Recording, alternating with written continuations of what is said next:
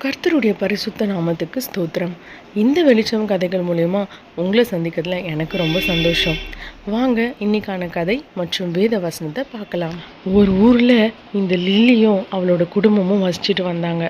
அவளுக்கு பார்த்திங்கன்னா அவளோட குடும்பமும் அவளோட நண்பர்களும் தாங்க உலகம். இப்படி அவளோட வாழ்க்கையை அவள் சந்தோஷமாக அனுபவிச்சுட்டு இருந்த நேரத்தில் அவங்க அப்பாவுக்கு அவரோட பணியில் ட்ரான்ஸ்ஃபர் கொடுத்துட்டாங்க. அதனால் வேறு ஒரு ஊருக்கு போக வேண்டிய ஒரு கட்டாயம் அவங்களுக்கு ஏற்பட்டுச்சுங்க. இந்த விஷயத்தை கேட்ட உடனே இந்த லில்லிக்குள்ளார பயங்கர ஒரு அதிர்ச்சிங்க.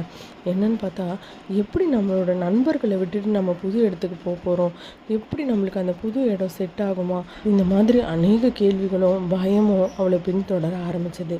அடுத்த நாள் பயத்தோடையும் அநேக எதிர்பார்ப்புகளோடையும் தன்னுடைய பள்ளிக்கு போகிறா லில்லி. அங்கே போன பிறகு அநேக புதிய நண்பர்களை சந்திக்கிறாள். அவள் எதிர்பார்த்ததை விட அந்த புதிய நண்பர்கள் அவளை ரொம்ப நல்லா பார்த்துக்கிட்டாங்க. அன்னைக்கு சாயங்காலம் அவங்க வீட்டிற்கு வந்த உடனே தன்னுடைய பெற்றோரிடத்தில் அவள் ரொம்ப சந்தோஷமாக சொன்னான், நான் எதிர்பார்த்ததை விட எனக்கு அநேக நல்ல நண்பர்கள் கிடச்சிருக்கிறாங்க, நல்ல ஆசிரியர்கள் கிடச்சிருக்கிறாங்க, நான் இந்த புது இடத்துல ரொம்ப சந்தோஷமாக இருக்கேன் அப்படின்னு சொன்னான். ஆமாங்க, நம்மளுடைய வாழ்க்கையிலுமே நம்ம இந்த லில்லியை போல் அநேக எதிர்பார்ப்புகளை வைத்திருக்கலாம்.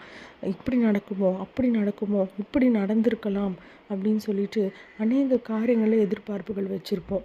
நம்முடைய வேதத்தில் சங்கீதம் 55ஆம் அதிகாரம் 22ஆம் வசனத்தில் கர்த்தர் மேல் உன் பாரத்தை வைத்து விடு, அவர் உன்னை ஆதரிப்பார் அப்படின்னு வசனம் சொல்கிறத நம்ம பார்க்குறோம்.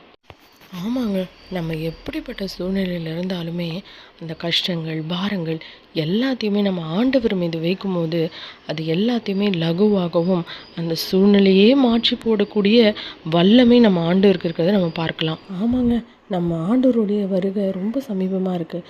அதனால் நம்மளும் ஆயத்தப்படுவோம், நம்ம கூட இருக்கிற எல்லாரையுமே நம்ம ஆயத்தப்படுத்துவோம்.